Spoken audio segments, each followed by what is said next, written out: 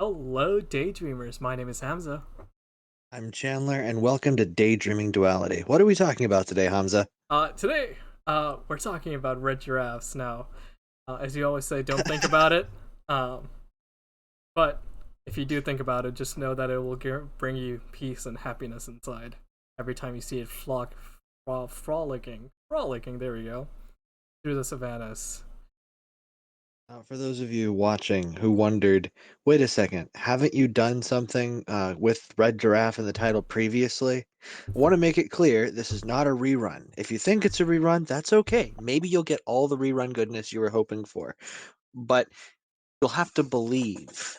Honestly, it might be a bit of a recap as well because our last podcast, for those that are familiar or those that watch it as it goes out, didn't happen as the last podcast. Our last podcast was actually 2 weeks ago. We are unfortunately in the great big old state of Texas, no state bigger, obviously, and True story. and we got hit with a massive ice storm. Everything froze. But hey, I went sledding, so that counts for something, right? You know, I can see that argument. I can see that going sledding would count for something. I just In Texas, just to be clear, Well, because now it counts for a lot because well, no, still I'm not so sure because remember the northern part of the state still gets quite a bit of snow.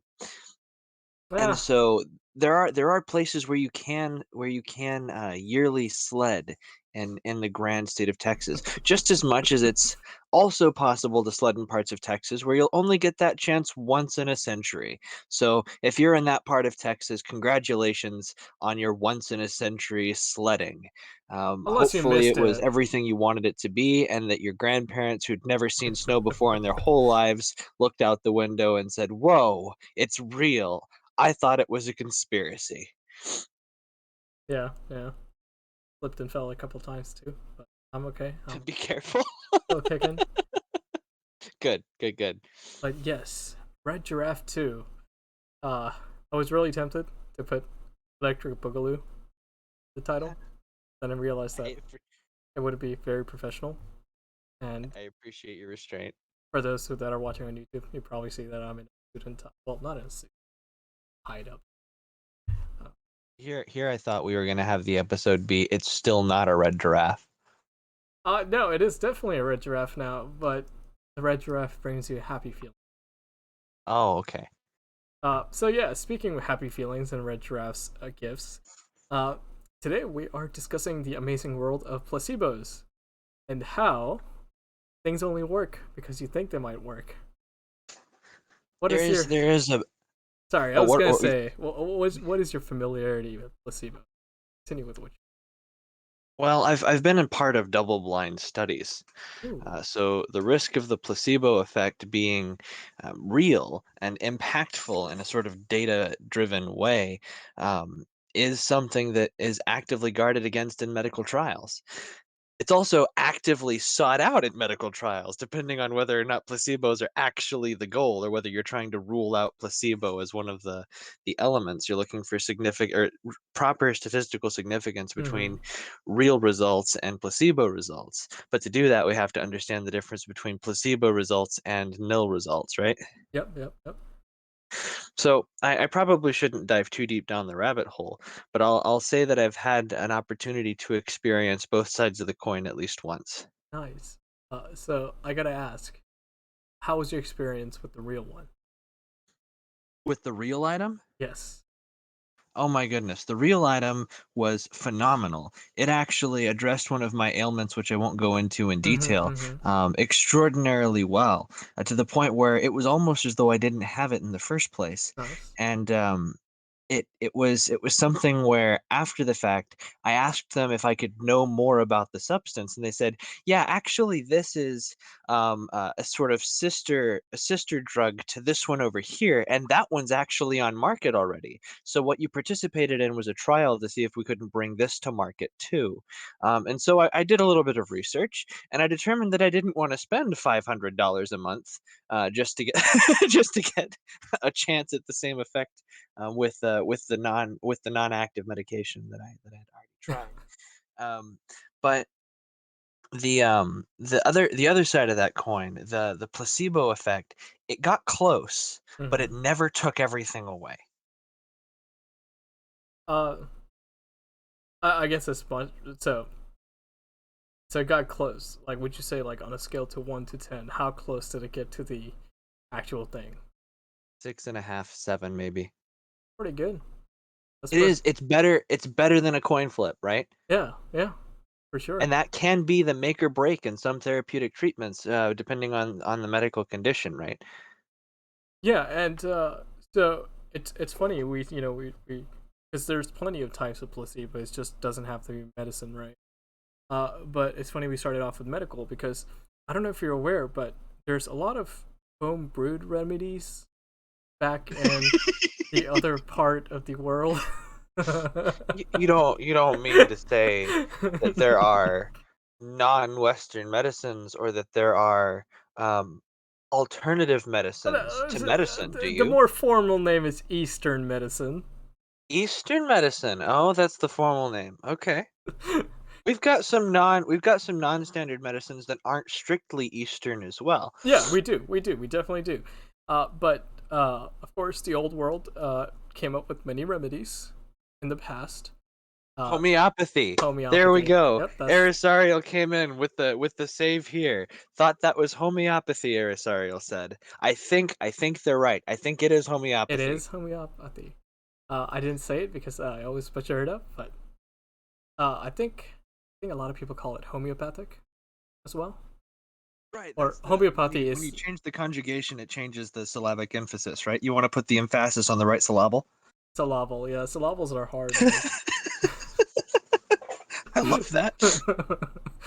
That was too natural.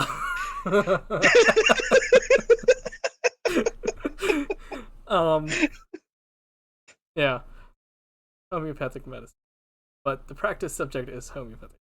Yeah, so it, yeah, and for a lot of people, it actually worked, and a lot of people still live by it, and Sure. and Greater than a coin flip.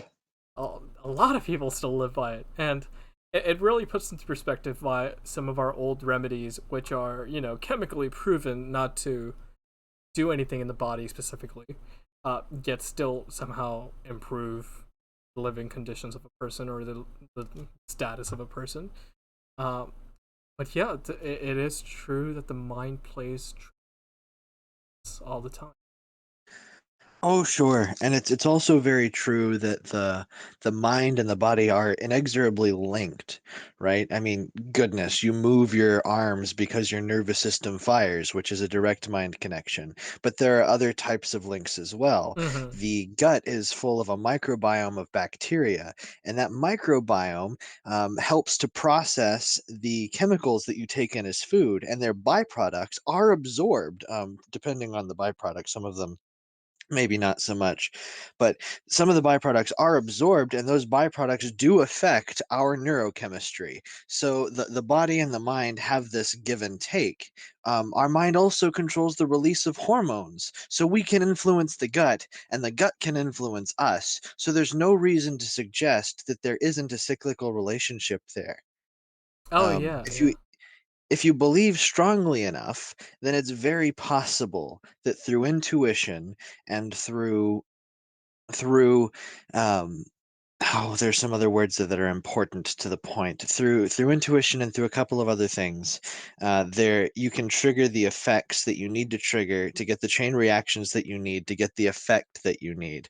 But it's not always possible. There are some things which Mm-hmm. I think are beyond placebo.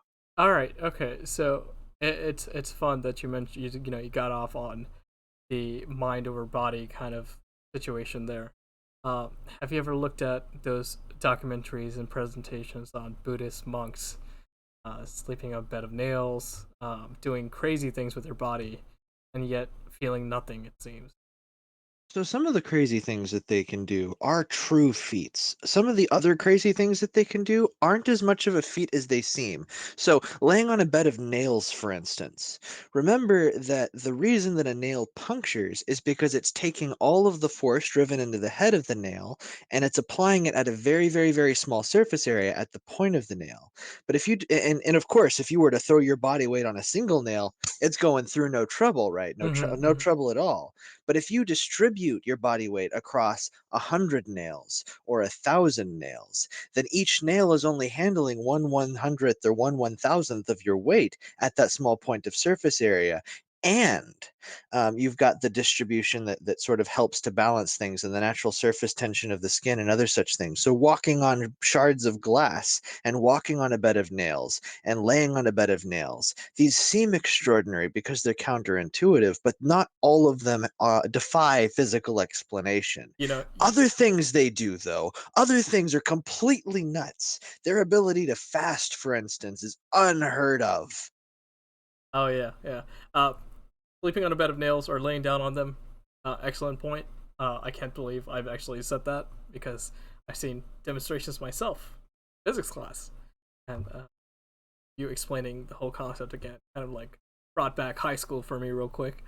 Uh, but I love high school physics experiments because that's the one where your teacher stands in a chair and kicks it off, saying, "If I fall, call the ambulance." But here we go, and then he pulls his arms in and spins fast, yeah, right? Like or change of before they moment of light inertia. anything, they're like the fire extinguisher is there, the blanket is there, and if things Right. get really bad, the phone is there. Then they go and ignite a hydrogen balloon and it explodes. Anyway, I've taken you way off topic. Where were you going? Bed of nails, physics? A bed of nails in physics, yes. Also, walking on coal or burning Yeah, coal. yeah. Um, so it turns out not everybody can do it, and there is no real trick to it. You just kind of walk across it and believe that it won't burn you, which is I'm not convinced entirely. Now, there's certainly obviously you're going to have to power through that. Suppose that it does burn you. oh You yeah can no definitely augment your pain threshold. You can absolutely augment your pain threshold if you understand your mind and you understand your body sufficiently. And mm-hmm. there are no competing disorders which may prevent the effect, right? But you can obviously adjust your pain threshold. So you adjust your pain threshold and you're able to do something for the first few times. But imagine though that over time this area is going to be injured and healed and injured and healed and injured and healed enough that there is going to be some degree of callousing, wouldn't you say? Mm-hmm. Mm-hmm. Wouldn't that callousing predispose the individual with the fairly calloused feet to have an easier time with those coals? It definitely would. But that isn't to say that the initial effect doesn't require placebo, because if you lack the calluses and you lack the experience of pain of that threshold before, then you're going to need some mind over matter to get through those first steps. Yeah, yeah, definitely. Uh, do you think? Okay, so this is it's not too off topic, but do you think that placebo and the so-called bystander effect are in some ways related? Well, You're expected for a certain thing to work or a certain thing to be in such a way that you overwrite your internals. before I answer, I kind of want to see what it is that you know about the bystander effect. Can you describe for the audience really quickly what the bystander effect is and what mechanisms you think are behind it? Yeah, so definitely. So the bystander effect, as implied by the name, is let's say you're watching someone get robbed, unfortunately, right? You're walking by, you see this happen, it's a crowded street, but it happens anyway. And you think the back of your mind that, oh, you know what, someone else is going to help them out, or you know what, someone else is going to call the cops. And now the unfortunate part is that everybody in that crowd that saw that robbing are thinking the same thing. Like, it's not going to be me, someone else is going to call the cops. So and unfortunately, what ends up happening is no one calls the cops, and the poor guy just got robbed. Uh, or it can be completely the other way as well. uh, this guy's getting robbed. You see someone helping this guy frantically, and something just snaps, and you're like, "Oh, I gotta help!" And so you rush in, and the next thing you know, you got 20 other peoples from the crowd rushing in to help. So it can go both ways, but essentially, it's a form of conformity. Um, it's conforming to your peers, and it's kind of built into our psyche as a social creature to conform to what we see around us. A lot of that is very, very spot on. This is the so the bystander effect. You gave a really, really good demonstration of it. The critical feature is that there's a lot of people present, because the large number of people present is what gives the social psychological effect its grounding. It's what permits it to occur, because the more people are present, the less likely it is that no one will do anything, right? Mm-hmm. Did I say that correctly? There was a lot of negatives. I'll Uh, debug it later. yeah. Programmer's dying words. I'll debug it later. But the idea is, if there are 10 people there, then there's a 1 in 10 chance that at least one person will help.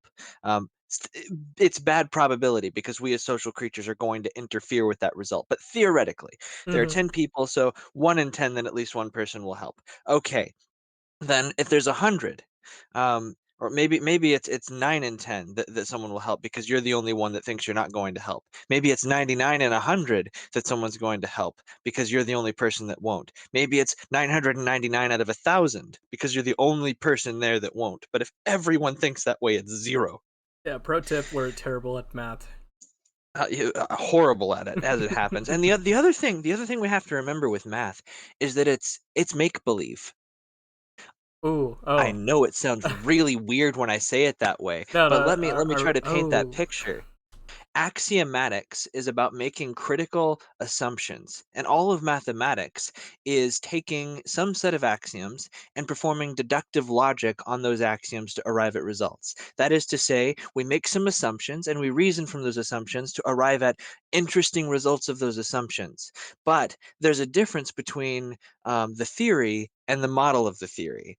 And there are plenty of things which are close fits as models, but which are not exactly models. And social interactions, as far as good old card probability problems would be concerned, are not a good model of that area of probability. Can we use probability to describe it? Sure, but we have to think about it differently. Can we use statistics to discuss it? Sure, but we really need to be careful because there's a lot more effects, and those confounds make it a poor model of the trivial parts of the theory that we're used to playing with.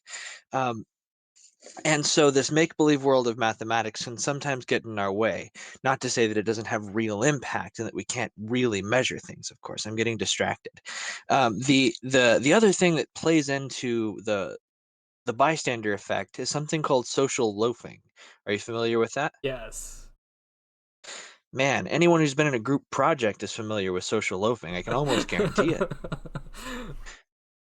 Because there's always at least one person in the group, and maybe you've been that person, where the group project is trying to get something done, and you're like, "Yeah, look, everyone's productive. I don't gotta be. It's fine. They got it. Little do They'll you take care know of it." that everybody has a collective urge to strangle you then and there. And but the thing is, sometimes that's a good thing. Sometimes you social loafing there gives you the reserve that you need to take action later, and it may be you that ultimately saves the day. Who knows? It may also be that your social loafing is joined by the social loafing of others, and then more people are loafing than there are working, and so the result is maybe one or two people in the group do something. That happens occasionally. Well, it happens more often than I'll admit. But we'll let that aside. In the large crowd scenario, the same thing can happen. right? The social loafing phenomena of sort of sitting back and letting the peers handle it Hmm. is the chain of thought that's going on there as part of the collective. Now, the other extreme of the bystander effect that you mentioned, the mob mentality, is is Yeah, a little yeah. bit different. I want to keep it separate from the bystander effect because the bystander effect is outlined to be sort of that restraint side of it. Hmm. But the mob mentality, which is the other side of the coin, is equally true and has horrible, horrible detrimental effects. I wouldn't be surprised at all to make the bold claim, political though it may be, Ooh. that mob mentality had a lot to do with the horrid incident that occurred on Capitol Hill. Okay. Because it's the basis by which riots can be incited in large crowds. A group of perfectly reasonable people, when large enough, can be incited to riot. All right. So, two things I want to point out real quick.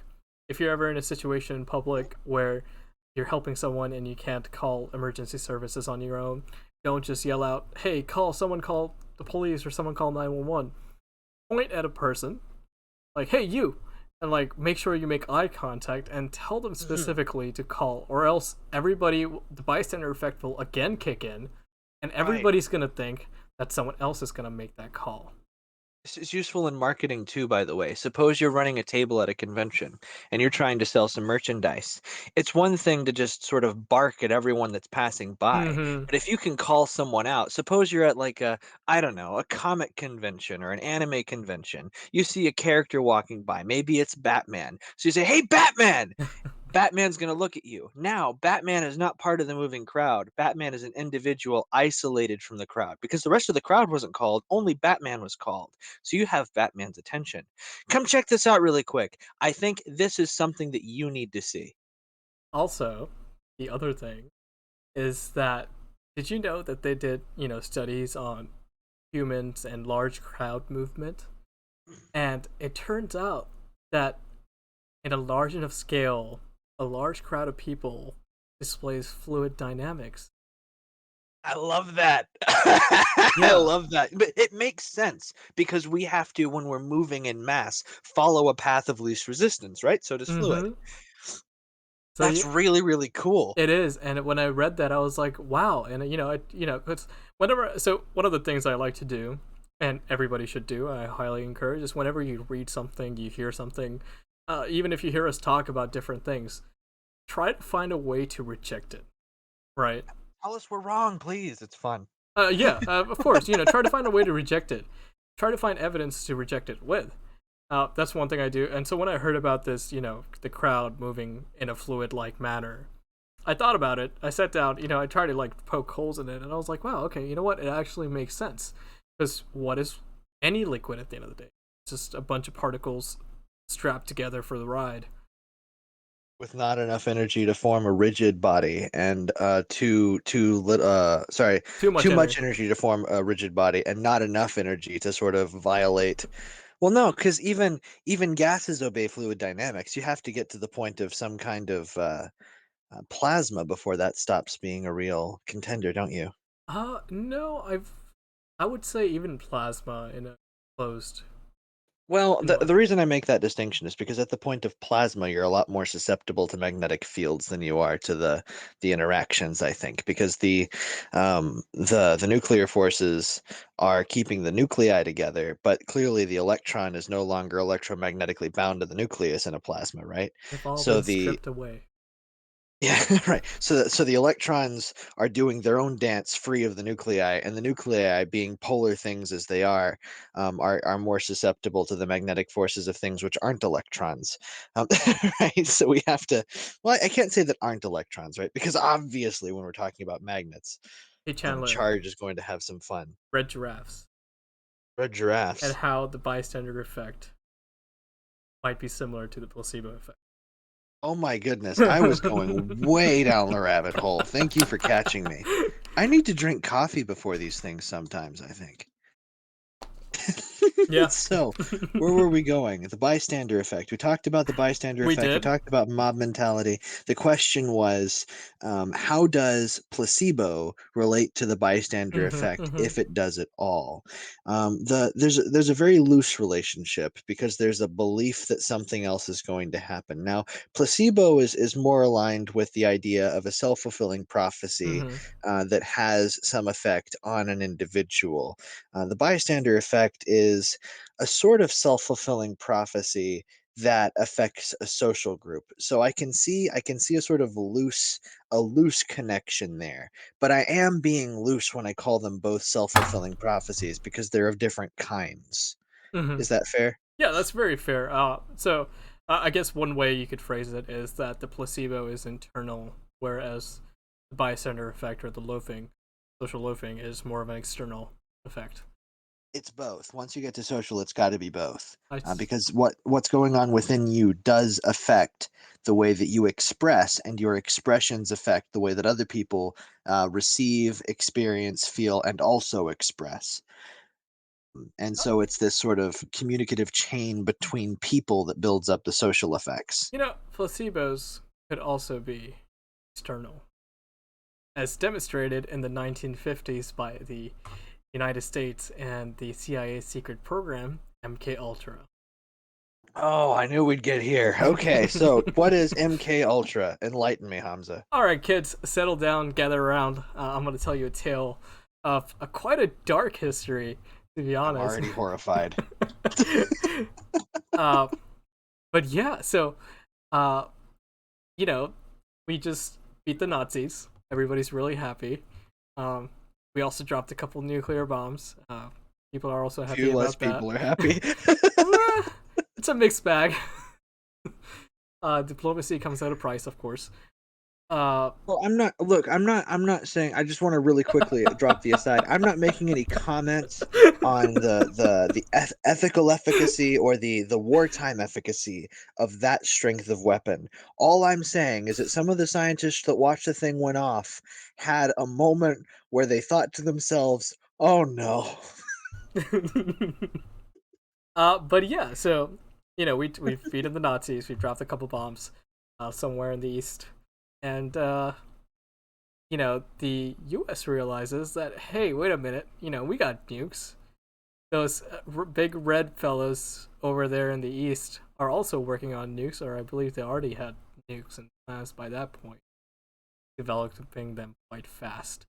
And yeah, and if we are to win a war where mad is the only certainty, and for unfamiliar, mad, mutually assured destruction, then you got to start playing mind games, not war Oh games. man, you have to go mad, huh? Yeah. So, we went a little mad instead, and we decided that, what, let's get everybody on LSD and see how well we can control them. And by everybody, non-consenting members of society, everybody. So that was a whole thing, and yeah. So the belief was that, if we there is a way to control, whether it's through external factors, which was LSD and various other chemicals, or internal factors such as using, well, almost internal, where you're using hypnosis to get people. Now, there were also other branches of MK Ultra where they use psychics and stuff, but it, that's where it gets really murky.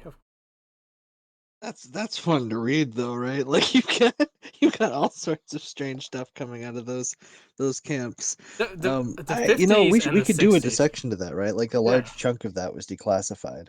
Yeah, we totally can. It's been declassified. Of course, you have to be careful because there are a lot of conspiracy theories, and unfortunately, this bizarre secret of the past has some real conspiracies attached to it, where it turned out that those weren't conspiracies, that really happened. And then, of course, that led into the rabbit hole of not so real conspiracies. um I gotta say, I love conspiracy theories. Oh yeah, they're fun. They're exciting. They're rare mind games. They're like little puzzles. You've got all these pieces. It's addicting to put them together, but oftentimes they're built on like these really complicated assumptions. I think it's important now and again that we remind ourselves of the existence of a very important sharp object, Occam's razor. Ooh, would you like to describe Occam razors to our audience? I'll do a really bad job of it, sure.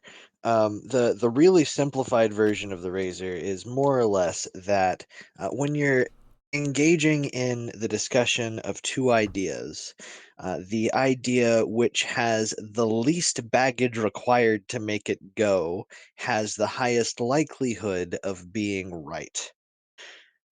So it's sort of a probabilistic claim to some extent. Mm-hmm. And people wield that razor like they like shaving is the new fad.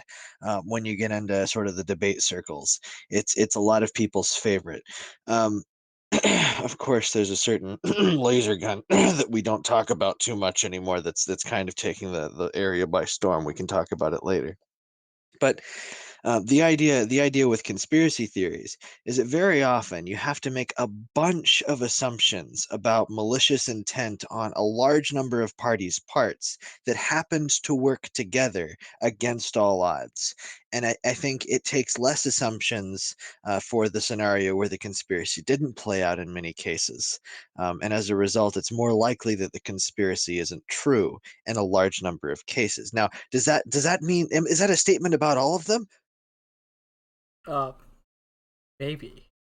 No, no, of course not, Oh, because I'm using the fancy word most and a lot of, right? I'm sticking to existential quantifiers for a reason because statistically I really don't have a choice. It's less likely that the conspiracy theory would be true, but and as a conspiracy theorist will tell you until they scream until their eyes are like sticking out of their heads, um, there's still a chance, however small, that the conspiracy theory is right. yeah, yeah, that's And true. unless they're violating the laws of physics blatantly, uh, One of there is my still that chance. one of my favorites, or I say favorite, but really I mean horrifying in the sense of a normal person. It's gang stalking. Gang stalking? Are you familiar with it? No, but before we go down that rabbit hole, let me ask, Uh huh. can we work red giraffes into it? You can, and Let's do it. all right, okay, all right. Here we go. Let's say you're walking down the street and you see around the corner you see like something red just like blur and like try to like scurry away. Um, this thing seemed very tall. And then Tall red thing. tall red Okay. thing, and you're like, you know what, must have been something. Uh, then next week you're walking down the street again, and a tall red giraffe just passes right by you, Oh my goodness. All right. and you're like, what? Uh, a few months down the line, you're freaking out because you're seeing red giraffes everywhere, and you peek out your window, and oh my god, there is a red giraffe reading a newspaper right outside your. Are they Hey stalking you? Hamza, What's up? have you ever really wanted a specific kind of car? Yes. My What's god, the yes. kind of car you want the most? All right, folks. So what I really want, and if you have it and you share it, it's the Lotus Elise. Now, would you be able to spot that car the instant it crossed your peripheral? You know what? It's funny you asked me that because I know the exact number of Lotus Elises in Houston just because I counted them all in person. That's amazing. And That's amazing. to be exact, there are three. That's fantastic. Well, there's a fun effect. There's a fun effect, and your particular interest is extraordinarily niche. So I'm going to be a lot more vanilla about it. Suppose you've got your eye on a nice red Toyota Camry. That's about as vanilla as I can get with a car, I think.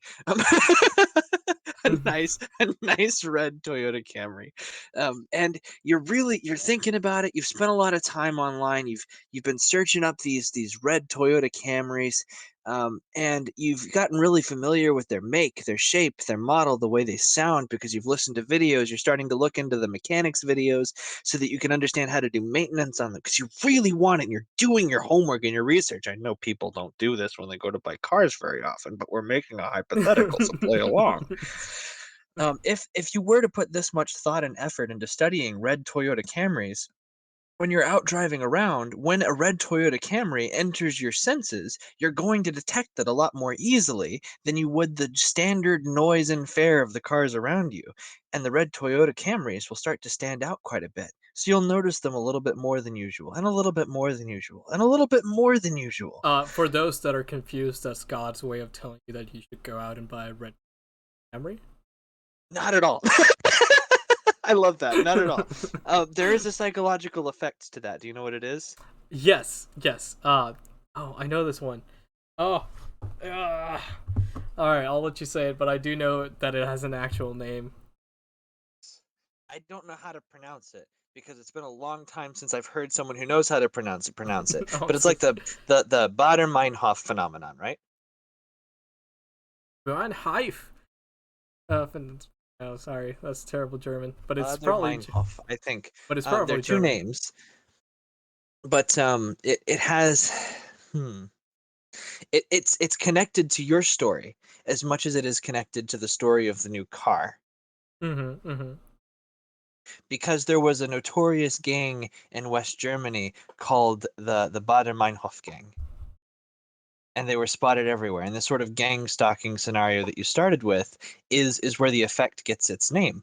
Wow. But it Okay. also happens when it comes to new cars, and it also happens when it comes to a new computer. So if you're a computer science student and you've been eyeballing that Lenovo ThinkPad that you've always wanted, if you look Uh. into a random classroom full of a bunch of computer science students, a lot of them have laptops. Some of them have ASUS laptops, some of them have Dell, some of them have Apples, some of them have Lenovo's in there just as much as the one you want. But if you're studying that Lenovo laptop and you're really getting its colors and ideas freshly primed in your mind all the time, you're going to be just as primed when you walk past the window to say, "Oh, he's got a Lenovo," and you're going to notice it, and you're going to say, "Wow, there's a lot of people with Lenovo's." There's always been that many. Well, I can't say there's always. There's a lot of Lenovo's that have been there. A lot of nice ones with the red, the red border that Lenovo does. Those lovely giraffes. Mm-hmm. Um, Mm-hmm. they you'll spot it more quickly, and so it will appear more common than it is. And this will have the effect of influencing or bringing about something that's called magical thinking. You Yeah. familiar with magical thinking? I'm not.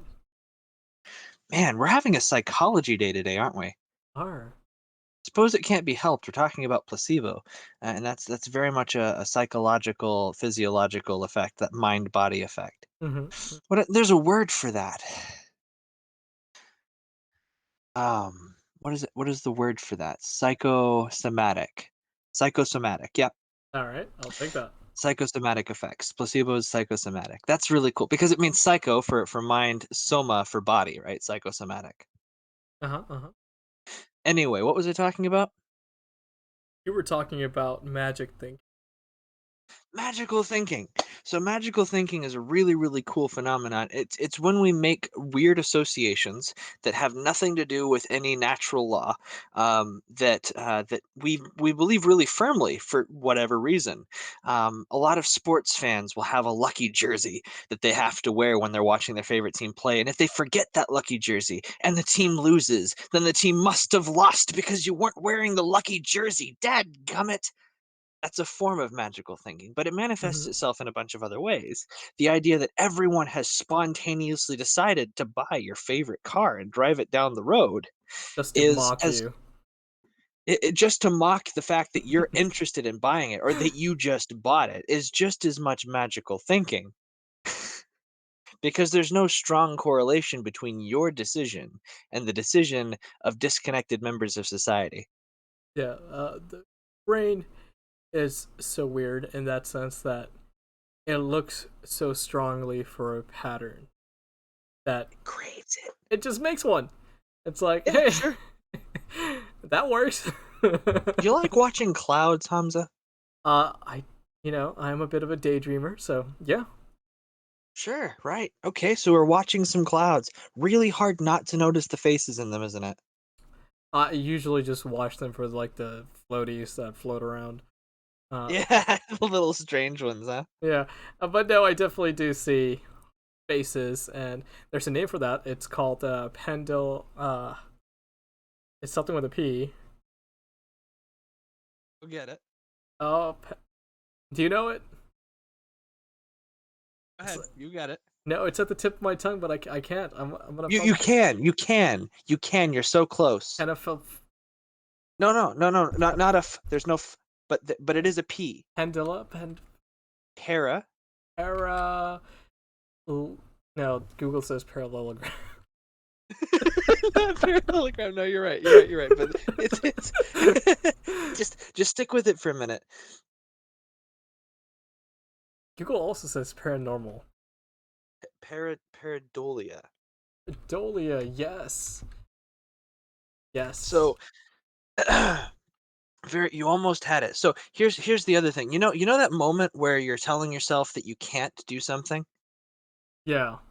There's some argument to be made that the moment that you say that you can't, you've turned off and terminated the task in the back of your mind that was still attempting. By dismissing it with a dismissal like I can't do it, you give yourself permission not to. Um, I mean, but if you stick with it, it uh, may not come in the moment, but I guarantee you're going to drive down the road one day. You're going to be doing some other menial task, and your brain's just going to go pareidolia, pareidolia. You're gonna go, what was that about? And you're like, back then you didn't know the word. all right. So, funny you mentioned clouds. Have you ever seen like faces in the darkness? Oh, tons. Oh my goodness. Yes. Uh, as a kid, I was convinced that I can see ghosts and all the supernatural stuff.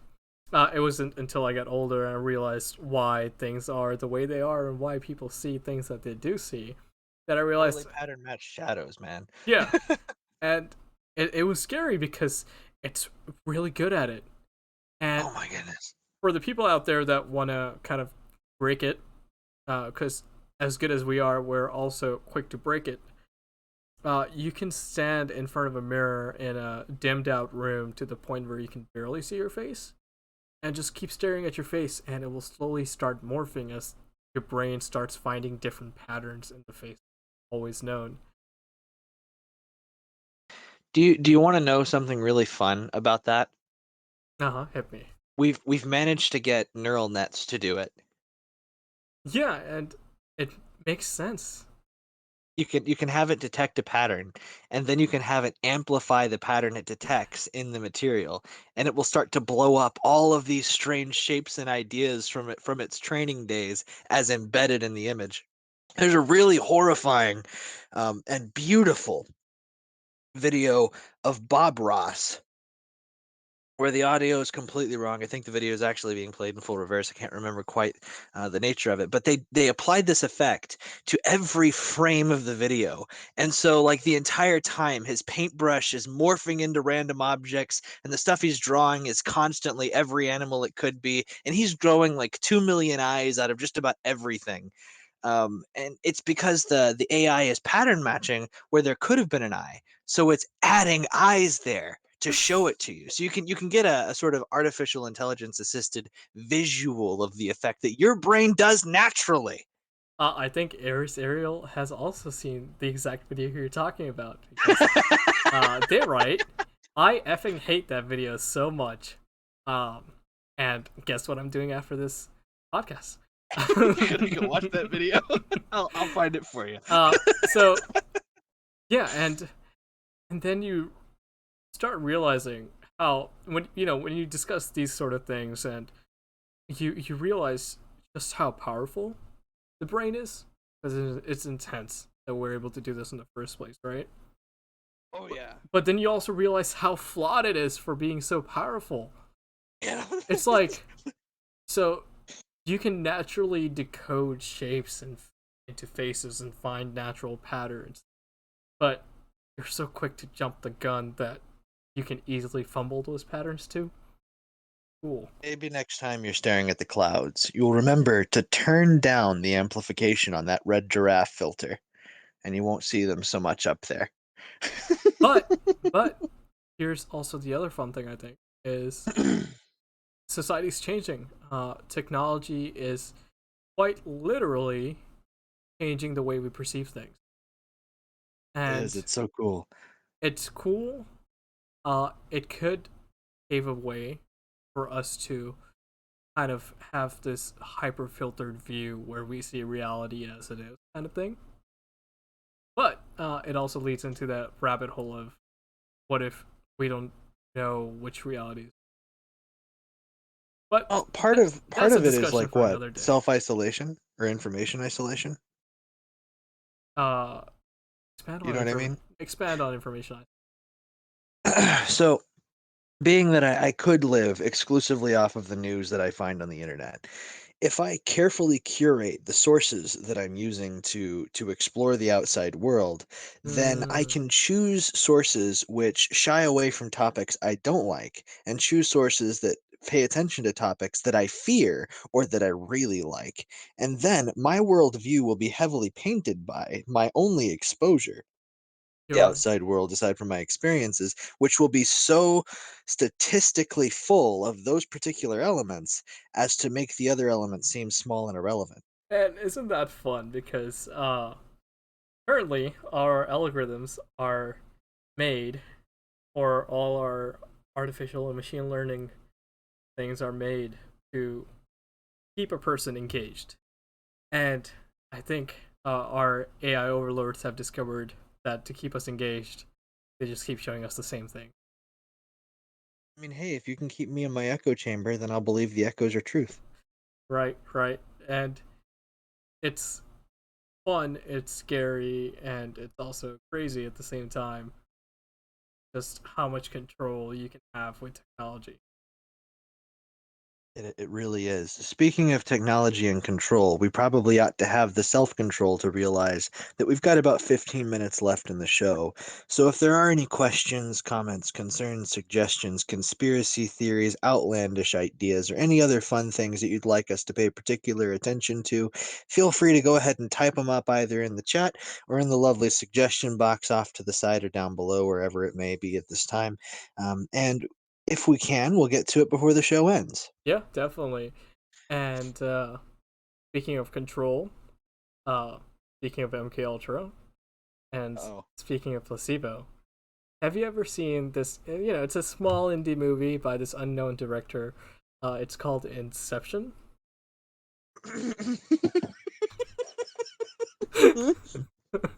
I think, oh uh, man, I was getting a I drink of water. I should not have done that. That was a blatant mistake on my part. I apologize.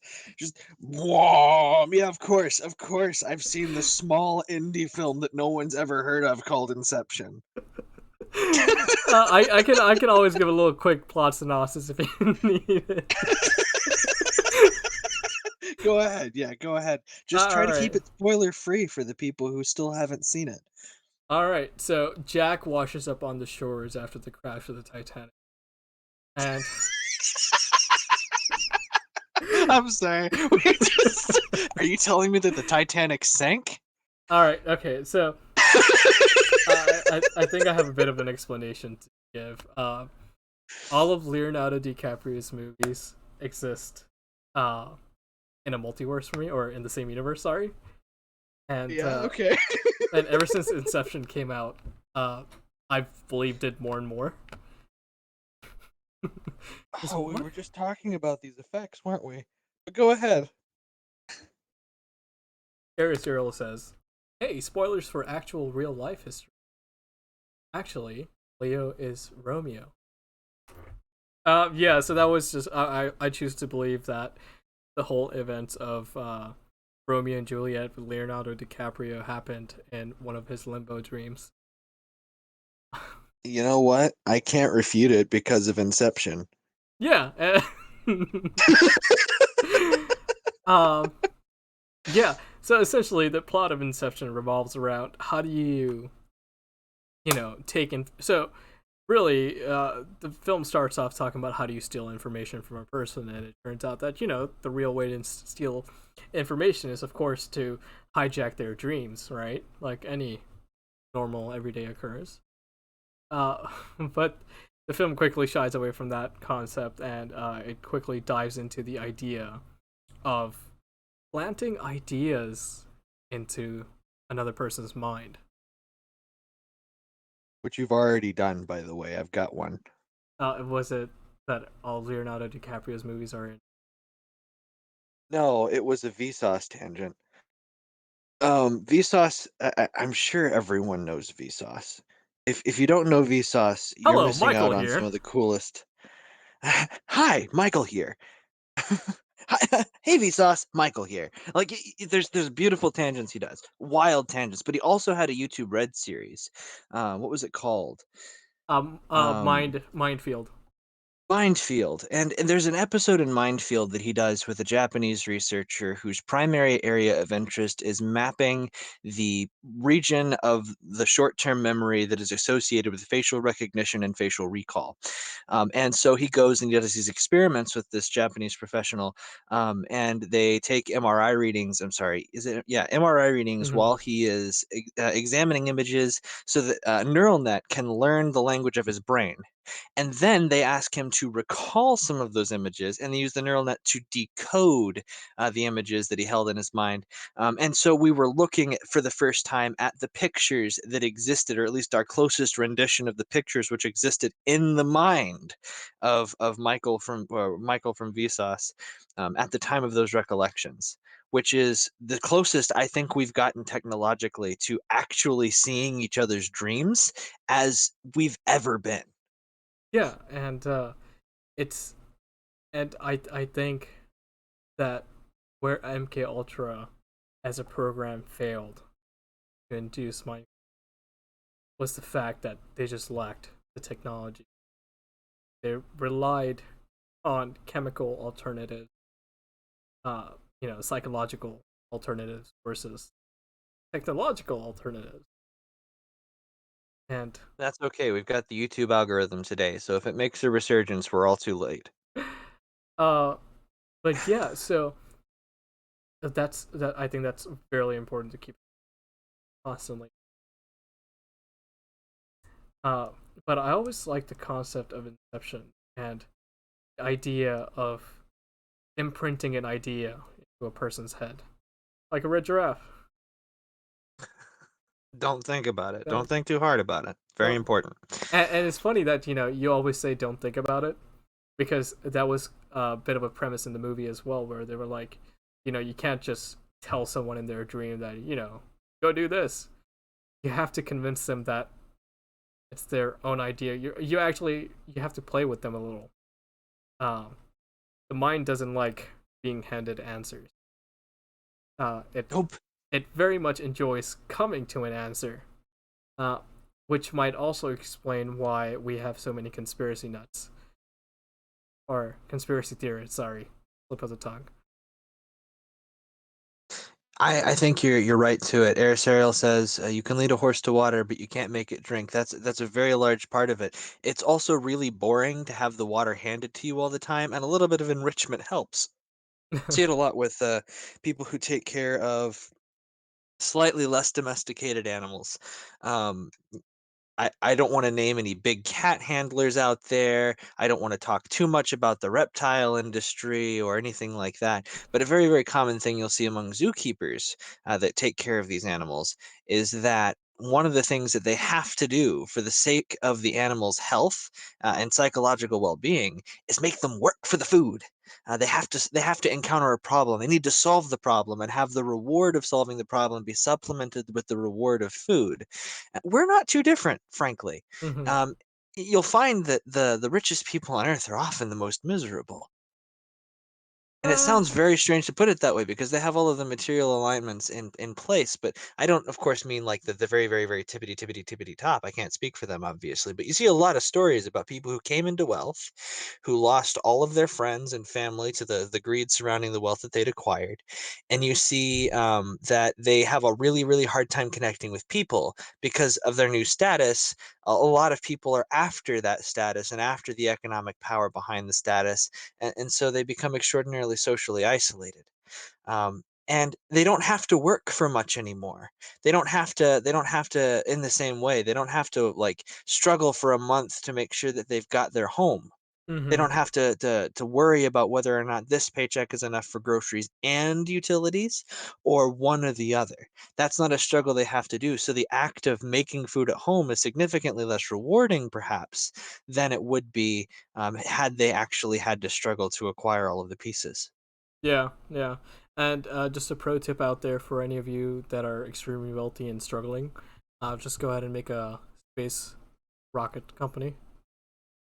That seems to be Or a write a popular. really big check to one of us. We'll split it. We promise. Um, and we'll take care of that too wealthy problem for you, so that you can struggle again Right, and right. enjoy life for the first time, Eris in a long Ariel time. makes a great point. She writes, they write, also, conspiracy theories give some people purpose, which is very true. And I think that ties off well into what you were just saying earlier. No one likes being handed anything. Um, That was your point initially, right? It came from Inception. You did give it to me, though, I suppose. I guess one of us got incepted. But that is the right idea, right? The problem is more interesting than the solution. And I think you'll find that mathematicians everywhere are just as addicted to this. A beautiful path to a beautiful solution is all the better for the struggle that it took to get there. Not even mathematicians, even us uh, fall mathematicians, computer scientists, uh, do the same thing. Oh, we live for it. Right, right. And one thing I've realized as I've grown older, and it's sad to say, I do feel like I'm turning into a bit of a cynic, but we all live for that chemical rush in our. Like, everyone's got an addiction to something, you just don't know it yet. Yeah, yeah, And if your vice is problem solving, that's not necessarily a bad thing yeah. It's not always a bad thing, of course. until Uh, you create your own problems. yeah, yeah. Uh, also be a good thing for humanity. Depends. Um, Well, like everything, there's balance, right? We spent an entire episode talking about the mean between the golden mean between the vices of deficiency and excess, right? mm-hmm. We did, and you can watch that. I believe it was third. Probably. Yeah, and you should definitely go check that out. It's if you're interested in more along the lines of how people do, why people. But yes, we seem to be approaching our end pretty soon, in like two. Uh, And when you say it that way, I get real nervous. I'm not interested in the end yet. I've got a long life that I'd like to live and all that. But there's no evidence to a viewer that we live outside of these things, right? We could just be made up audio fragments and images that are attempted to be stitched together by some really capable AI scripting all of us into place. And so when this stream ends, from your perspective, have we died and will we be reborn next time? Or do we actually have our lives to live on the side? see, These are horrifying that's thoughts. a little too brutalistic. I like to imagine that we go into a deep stasis. Deep stasis. Is that what you call it? Oh, as long as we're coming back, yes, it is a deep stasis. um, yes. Reality is made up. Nothing really matters, and Uh-oh. Oh, we haven't gotten into existentialism yet. We can't we can't give people the nihilistic pill without the existential follow-up. you know, Otherwise, people are gonna fall into a deep depression. You already we discussed this, Hamza. it's been a while. I think it'd be a great idea if we can hit some of the more existential items on our list for the next episode. I think people would enjoy that. Um, Sure, sure, sure. I'm ready. We'll give them a good taste of philosophy next time. Yeah, yeah. I mean, we've been on happy and fun topics for a while now. So, to all you daydreamers out there, you can catch our podcast here on Twitch live every Tuesday at 7:45 Central, unless we're experiencing an ice storm, in which case all of Texas is without power. Other than that, you can also keep up with us on YouTube. I know we say this, and we've been saying, what is this, episode 13? We've been saying it for the past 2-3 months, but we'll get there eventually one day, and all of our catalog will be there for your leisurely viewing. Other than that, we should also, once we start getting on YouTube, we should also get on Spotify pretty quickly. But with that, thank you, ladies and gentlemen. I hope you have a great evening. Been really exciting daydreaming with you folks today, and we do hope to catch you next time. Peace.